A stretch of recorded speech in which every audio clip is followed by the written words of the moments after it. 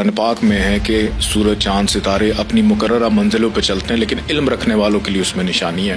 इसी तरह इंसान की ज़िंदगी के अंदर उसकी किस्मत के भी मुख्तलिफ इलाके हैं। अमल ना करना और अपने ख्वाबों का पीछा करते, आपकी आमदन का कम हो जाना, दिल का बेचैन रहना, बेसकून रहना, छोटी छोटी बात को महसूस करना। अस्सलाम वालेकुम नाज़रीन। जंजारी साहब, बहुत सारे लोग अपने फ्यूचर के बारे में, आने वाले वक्त के बारे में बहुत कॉन्शियस होते हैं। अक्सर हम आपकी टीम से, हम लोगों से रब्ता भी होता है और लोग पूछते हैं कि आने वाले वक्त के बारे में कुछ रहनुमाई मिल जाए, या आने वाले वक्त के बारे में जो खदशात हैं उनको आप किस नज़र से देखते हैं और उनको कैसे बेहतरी की तरफ अपने लिए मोड़ा जा सकता है। बहुत शुक्रिया बुखारी साहब आपका।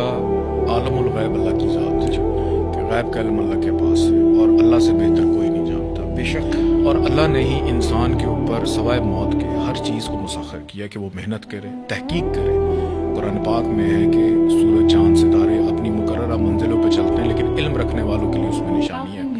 तो अल्लाह ताला ने कई दफ़ा कुरान में कहा कि इल्म रखने वालों के लिए निशानी है। तो इंसान अगर इल्मी तौर के ऊपर अपनी ज़िंदगी को बेहतर करना चाहे, बहुत सारी जिद्दत जो अब हुई है बुखारी साहब, यही बादल, यही बरसात, यही सब कुछ आज से 100 साल पहले भी था, 200 साल पहले भी था, हज़ारों साल पहले भी था, लेकिन इसको आइडेंटिफाई करने के लिए कोई मैकेनिज्म या टूल नहीं था। इंसान ने तहकीक की और अल्लाह ताला ने उसके जहन में, उसके हाथ से ये काम करवाया कि आज आपको पता है कि बारिश कब, कहाँ, किस शहर में, किस मिकदार में, कितने बजे शुरू होगी और कितने बजे ख़त्म होगी और किस किस इलाके में।